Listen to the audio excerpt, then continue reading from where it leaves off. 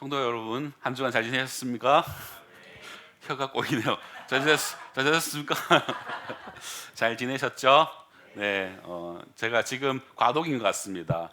영남권 사투리와 경상도 사투리와 서울 말의 그 어중간한 그 과도기에서 지금 뭔가 말투를 바꿔보려고 굉장히 노력을 하는데, 갑자기 이제 편한 대화에서는 갑자기 저도 모르게 뭐 카드라 뭐 이런 경상도 방언들이 막 쉽게 나오는데, 그래도 이렇게 공식적인 단상에서는 그래도 이렇게 표준어를 최대한 사용하려고 많이 애를 쓰는 게 보이시죠?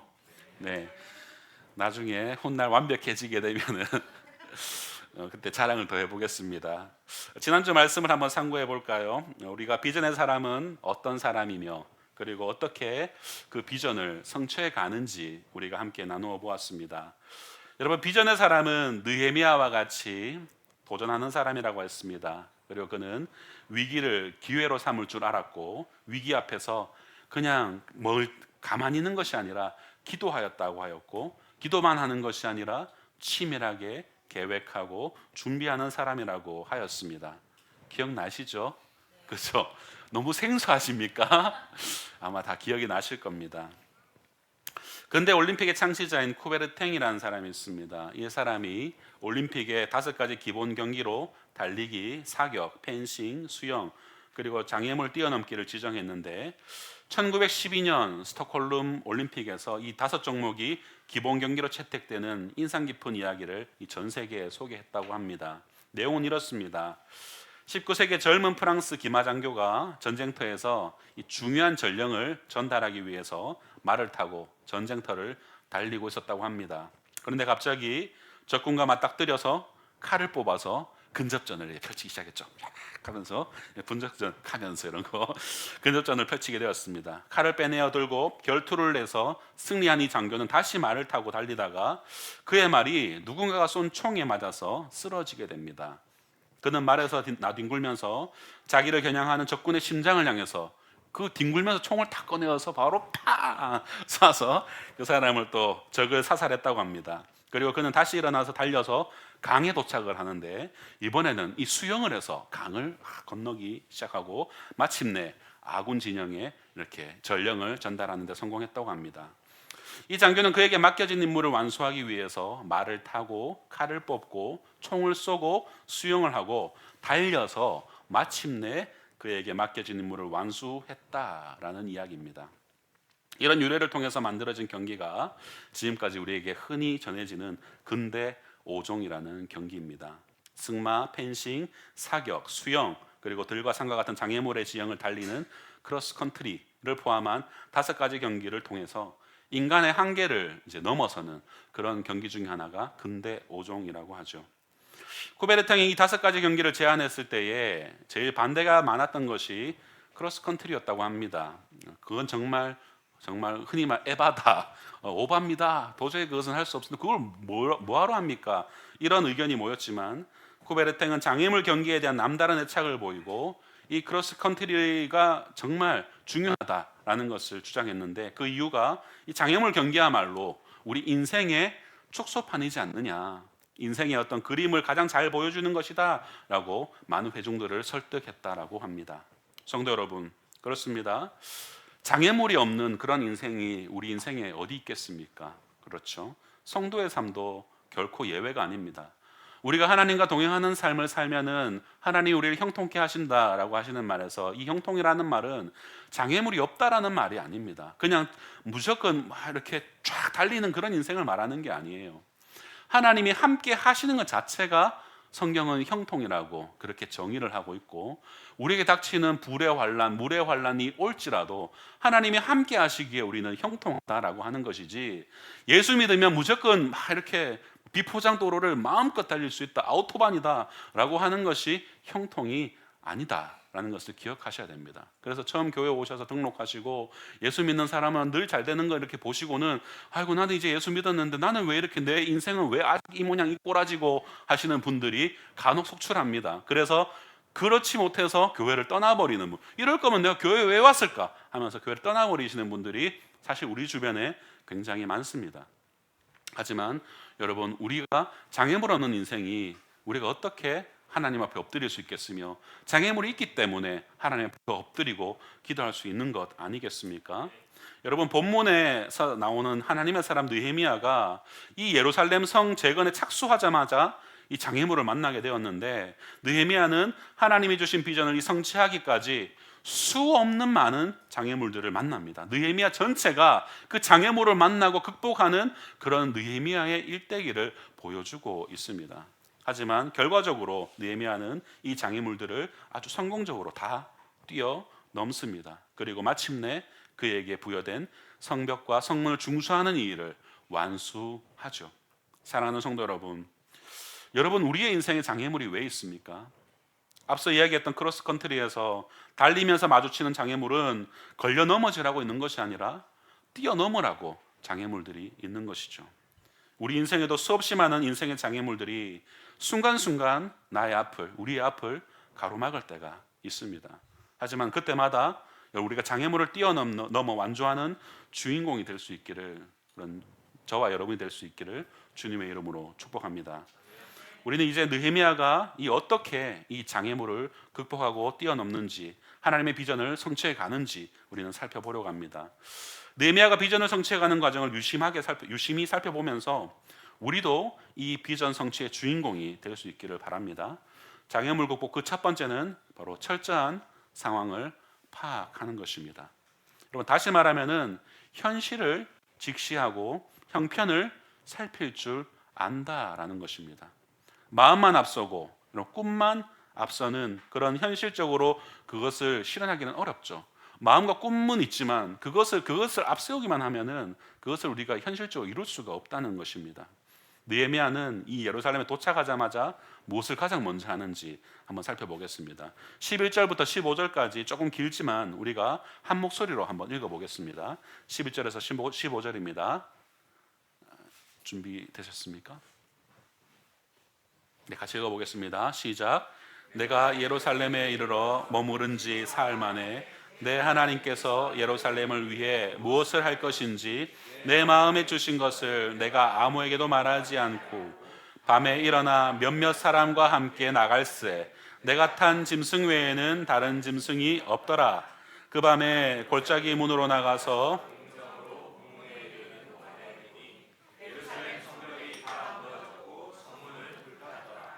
앞으로 나아가 샘문과 왕의 못에 이르러서는 탄 짐승이 지나갈 곳이 없는지라. 그 밤에 시내를 따라 올라가서 성벽을 살펴본 후에 골짜기 문으로 돌아왔으나. 아멘. 여러분, 느헤미야가 예루살렘에 도착한 후 3일 후부터 무엇을 하고 있습니까? 여러분, 느헤미야는 자신의 생각과 이 비전을 사람들에게 막 떠벌리면서 내가 이거 하러 왔어. 내가 가지고 온 거 봐봐.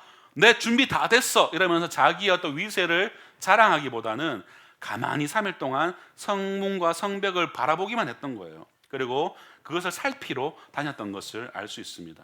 밤에 일어나서 아무에게도 말하지 않고 최측근 부하들 몇 사람과 함께 예루살렘 성벽 무너진 곳곳을 살피면서 불타 없어진 성문들을 꼼꼼히 돌아보죠. 물론 느헤미야가 이 페르시아 중앙 정부의 관리로 지내면서 그에게는 많은 어떤 경험과 탁월한 행정 능력이 있었겠지만, 여러분, 지방의 총독으로 부임하여서 예루살렘 성벽을 재건하기 위해서는 그에게는 겸손이 필요했던 것이죠.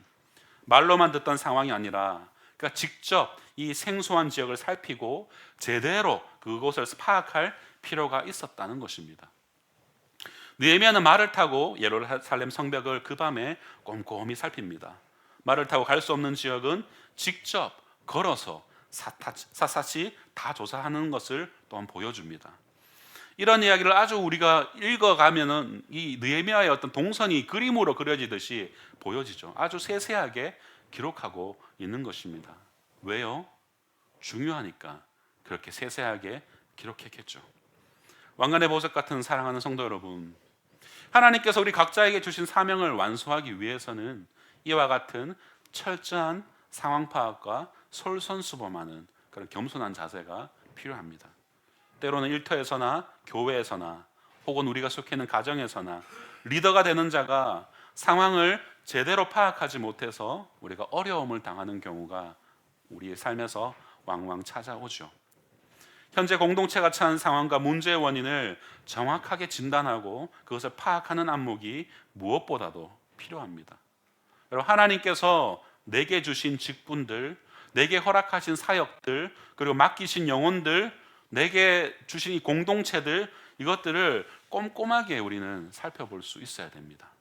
여러분이 속한 공동체, 우리 세특 공동체 말고도 여러분이 속한 세상 속의 그리스도인으로서 속해 있는 그 어떤 작은 공동체든, 여러분의 가정이든 직장이든 학교든 여타 동호회든 동아리와 같은 소그룹이든, 그곳에서 하나님이 나에게 맡기신 일들이 무엇인가, 이것을 여러분 생각해 보신 적이 있으십니까? 아까 설교하러 오기 전에 이제 뒤에서 우리 요즘에 고등학교 올라간 우리 용기와 주한이가 동아리 얘기를 하더라고요. 동아리 몇 대 몇이었냐, 경쟁률 3대 1이었다. 난 내가 동아리는 가시퍼스라는 그런 영어 말하는 동아리에 들어갔다고. 저는 그런데 안 들어가거든요.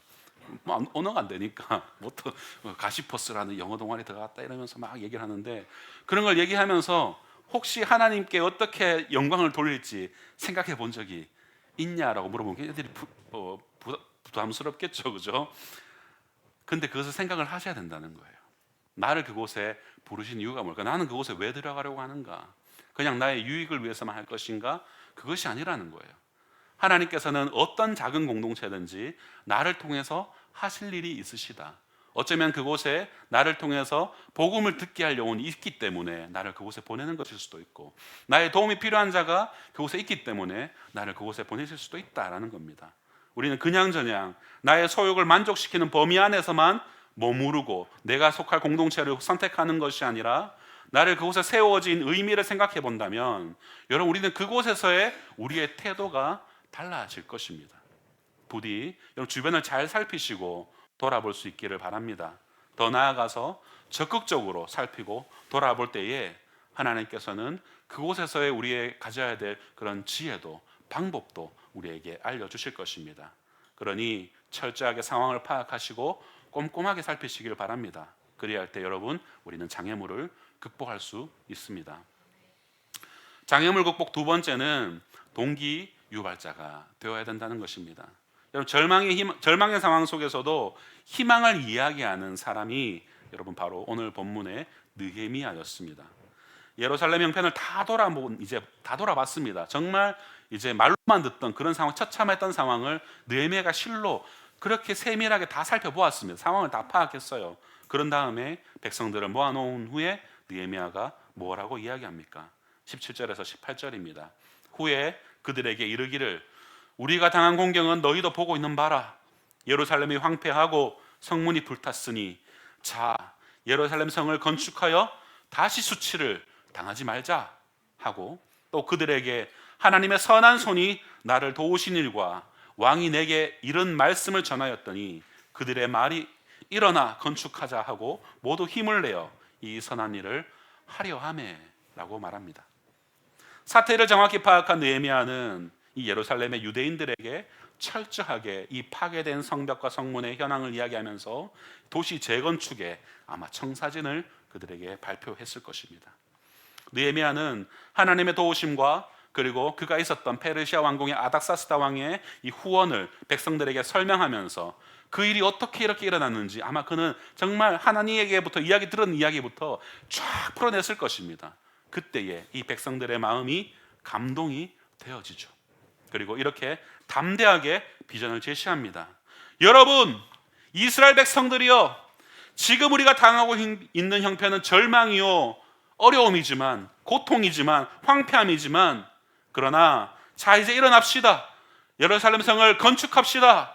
다시는 우리 수치를 당하지 맙시다 라고 이렇게 외쳤을 때에 백성들이 뭐라 대답합니까? 일어나 건축하자, 일어나 건축하자 라고 그들이 함께 외치는 장면을 보여주고 있습니다.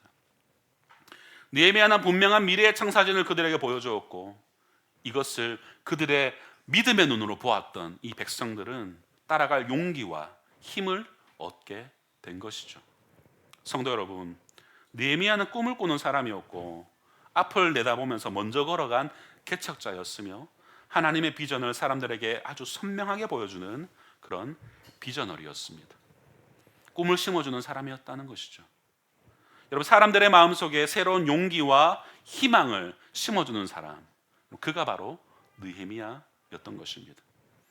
느헤미야의 말은 패배의식과 절망감으로 가득했던 이 이스라엘 백성들에게 새로운 희망과 그리고 도전 정신을 심어주었습니다.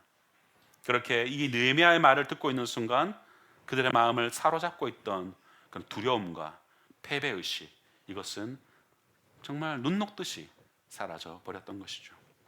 새로운 희망으로 그들의 가슴이 벅차오르기 시작했던 것을 볼 수 있습니다. 가슴이 두근거리기 시작했습니다. 그들의 말이 일어나 건축하자 하고 모두 힘을 내어 이 선한 일을 하려고 했다라고 선명하게 우리에게 기록하여 보여주고 있습니다. 이와 같은 희망의 역사가 저는 여러분의 삶 가운데서도, 우리 새뜻교회 역사 가운데서도 더욱 힘있게 일어나기를 축복합니다. 여러분 한 사람 한 사람이 공동체의 희망을 불어넣는 비전어리가 되시기 바랍니다. 목사님만 바라보지 마시고, 여러분의 부모님만 바라보지 마시고, 장로님, 권사님만 바라보지 마시고, 여러분 한 사람 한 사람이 하나님의 꿈을 전염시키는 그런 비전어리가 되시길 바랍니다. 주변 사람들에게 새로운 용기와 도전의식을 줄 수 있는 동기유발자가 되십시오. 그러면 여러분, 우리가 함께 그 장애물을 극복할 수 있다라는 것을 꼭 기억하십시오. 장애물 극복 세 번째는 뛰어넘어라입니다. 벌써 세 번째입니다. 오늘 설교 빨리 끝나겠구나, 이렇게 마음속에 벌써 안도하시는 분들이 계실 텐데 세 번째가 깁니다. 여러분 꿈 깨십시오. 느헤미야가 비전을 제시했습니다. 대부분의 백성들이 이 느헤미야의 뜻을 찬성하고 힘을 합쳐서 이 사역을 이루고자 의기투합합니다. 그래, 여러분 우리 느헤미야가 저렇게 잘 준비했습니다. 우리 같이 한번 으쌰으쌰 한번 세워봅시다. 성벽을 세워봅시다. 우리 할 수 있습니다 라고 의기투합을 했다는 것입니다.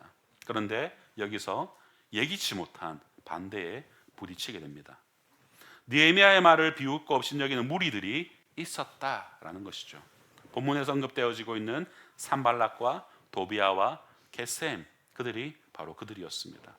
그들은 이렇게 말을 합니다. 19절 말씀, 너희가 하는 일이 무엇이냐? 약간 꼬롬하게 이렇게 얘기했겠죠. 너희들이 왕을 배신하려고 하는구나 라면서 이렇게. 제가 그렇게 꼬롬한 사람은 아니거든요. 평소 제 말은 아닙니다. 제가 이렇게 일부러 여러분에게 이해가 되도록 이렇게 연기를 한번 해본 거예요. 사랑하는 성도 여러분, 이처럼 비전을 우리가 성취하기 위해서 달려가는 이 신앙의 걸음에는 언제나 정말 한결같이 평탄한 일만 있는 것이 아니에요. 항상 잠깐 걸음을 멈추게 하는 그런 사람들이 존재하더라라는 것입니다. 반대에 부딪히고 장애물이 가로막을 때가 늘상 있더라는 겁니다. 느헤미야는 하나님께 기도했고 하나님이 주신 마음으로 성령의 인도하심을 따라 여기까지 왔습니다. 그럼에도 장애물이 가로막는 어려움이 찾아올 수 있다는 것이죠. 바로 사람 장애물이 느헤미야에게 찾아온 것입니다. 지금 사람들이 들고 일어나 이 느헤미야의 비전을 무참하게 짓밟고 주저앉게 만들려고 하고 있습니다.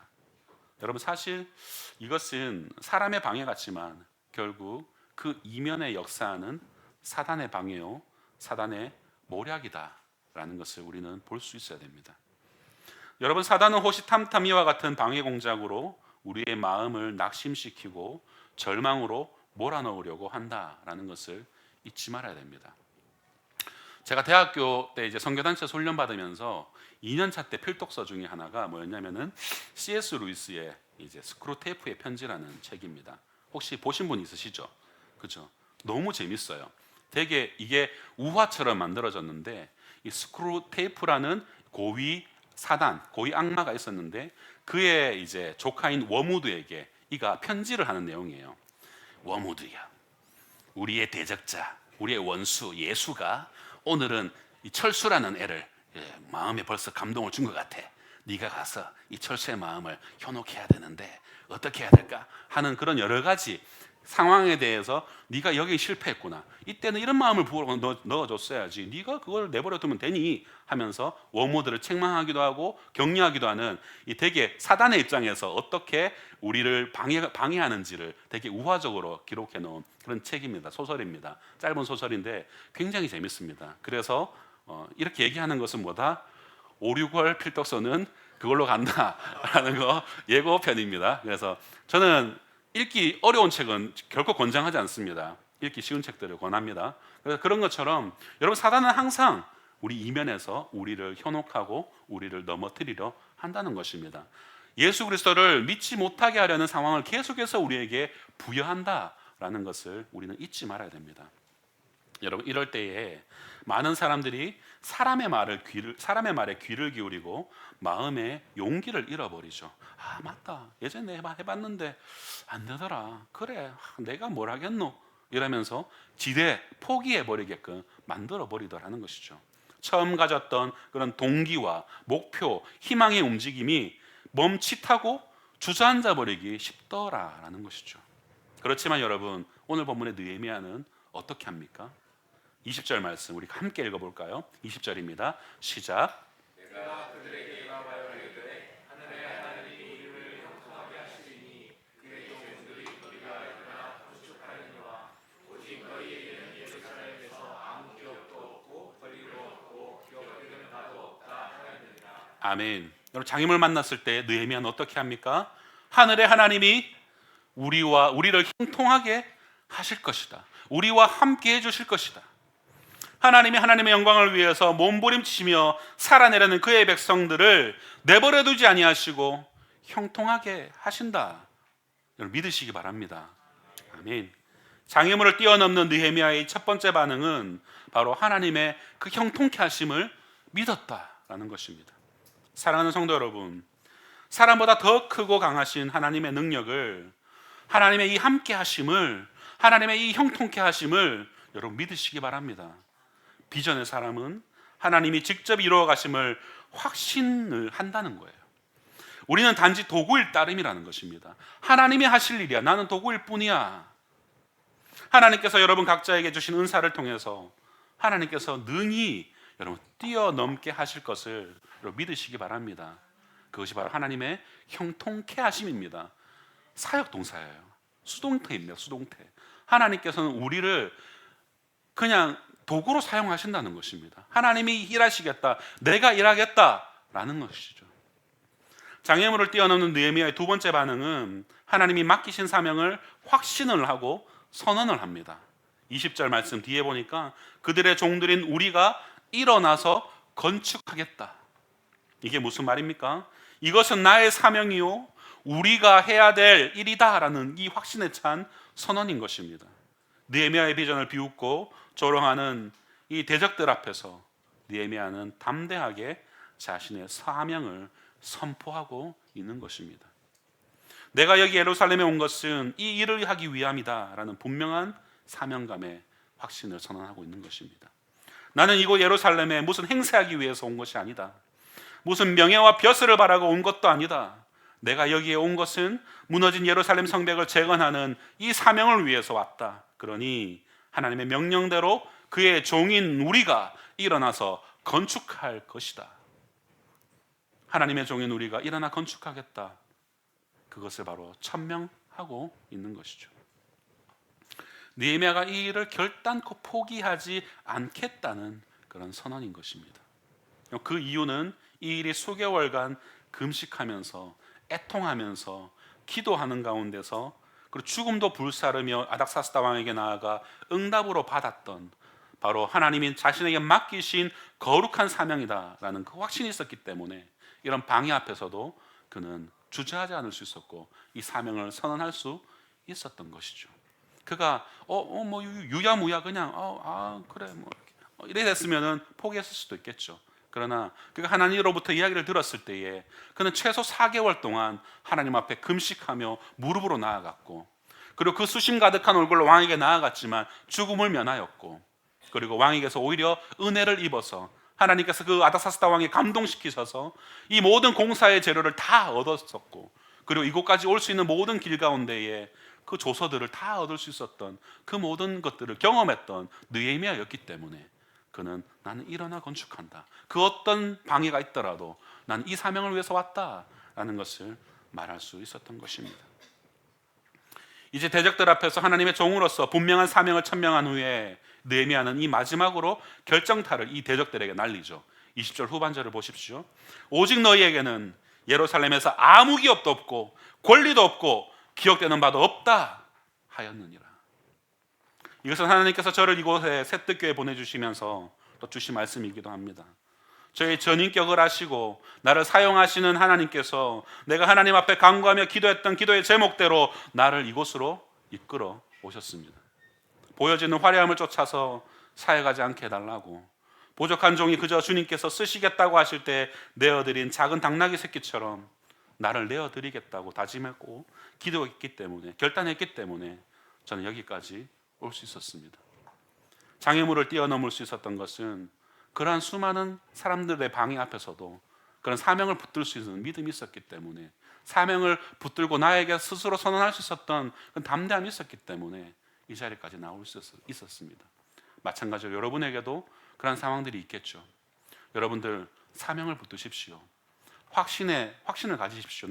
왜 나를 이 직장에 보내셨는가? 왜 나로 이 사업을 하게 하셨는가? 분명한 하나님의 뜻을 발견하고 여러분 그것을 붙드셔야 됩니다. 그래야지, 그 확신에 차야지 여러분 우리가 그것을 의심하지 않고 달려갈 수 있는 것 아니겠습니까?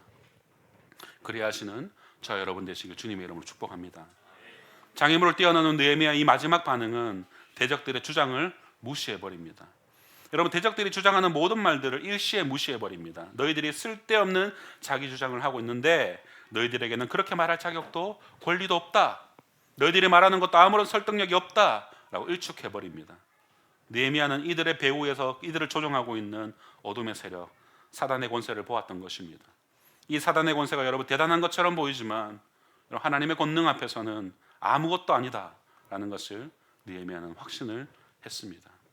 성도 여러분, 사단은 개하고 비슷한 속성이 있습니다.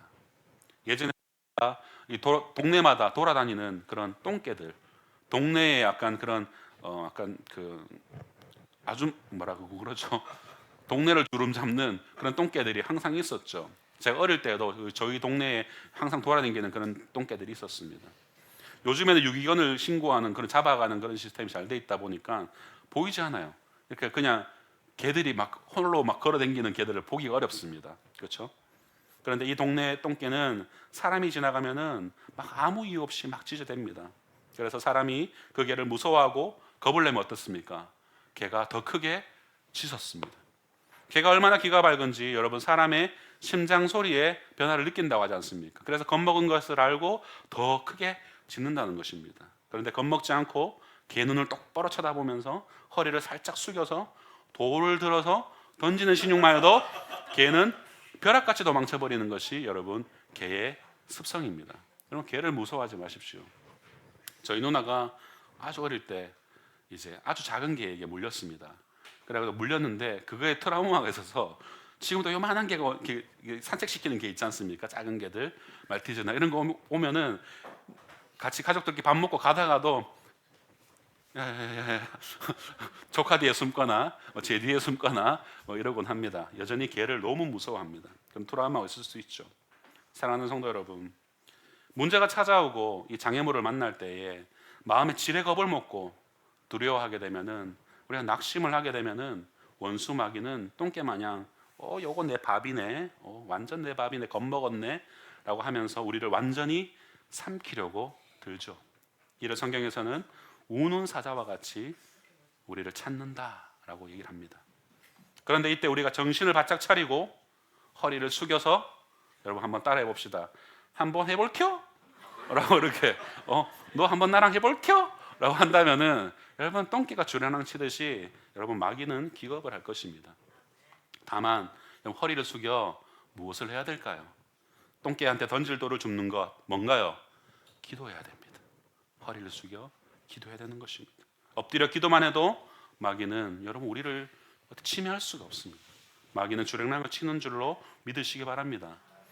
우리가 엎드려 기도하는 흉내만 내어도 사탄은 꼬리를 내리고 도망칠 것입니다. 그런데 기도하는 흉내도 내지 않는 자들이 너무 많습니다. 뭐가 그리도 바쁘신지 기도의 자리에 보이지 않는 분들이 많습니다. 사단에게 던질 돌을 여러분 추우셔야 돼요. 던질 돌을 추우셔야 된다니까요. 그게 기도입니다. 여러분 기도하시는 성도님들 되시길 바랍니다. 존 버년이 쓴 철로 역장에 보면은 좁은 외길을 지나가는 순례자를 향해서 양가에서 이렇게 사자가 막 거리고 있습니다. 당장이라도 달려들어서 삼킬 것처럼 으르렁댑니다. 그런데 자세히 봤더니 어떻습니까? 이 사자의 뒷발이 이 착고에 묶여 있는 겁니다. 이빨을 드러내고 으르렁거리기만 할 뿐이지 이 사자는 순례자에게 결코 아무런 해도 끼칠 수 없는 존재였다라는 것이죠. 왕관의 보석 같은 사랑하는 세특교회 성도 여러분, 말씀을 맺을까 합니다. 우리 속담에 이런 말이 있습니다. 개는 짖어도 행차는 간다라는 말이 있습니다. 믿음의 길을 달려가는 순례자에게는, 곧 비전의 사람에게는 언제나 장애물이 가로막습니다. 으르렁거리는 사자 같은 대적마귀가 늘 기회를 호시탐탐 노리고 있습니다. 그러나 그 어떤 장애도, 그 어떤 두려움도 여러분 사명자의 걸음을 멈추게 할 수 없습니다. 장애물을 극복하기 위해서 여러분 우리가 무엇을 해야 된다고 나누었습니까? 철저히 상황을 파악하십시오. 장애물을 극복하기 위해서 여러분 동기 유발자가 되십시오. 장애물을 극복하기 위해서 뛰어넘으십시오. 하나님의 형통케 하심을 믿고 선언하시고 하나님이 주신 사명을 확신하시면서 대적을 무시하십시오. 사단은 결코 하나님의 백성을 해코지 할 수 없습니다. 하나님께서 그들의 발목에 착고를 묶어 두셨다라는 것을 잊지 마십시오. 마지막으로 한번 따라해 보시기 바랍니다. 하나님이 나를 형통케 하시리라. 아멘. 여러분의 삶 가운데 함께 하시고 형통케 하시는 그 하나님의 은혜로 말미암아 이러한 분명한 확신을 가지고 모든 장애물을 뛰어넘으시는 하나님의 비전을 성취해가는 기적의 주인공들이 다 되시기를 주님의 이름으로 축복합니다.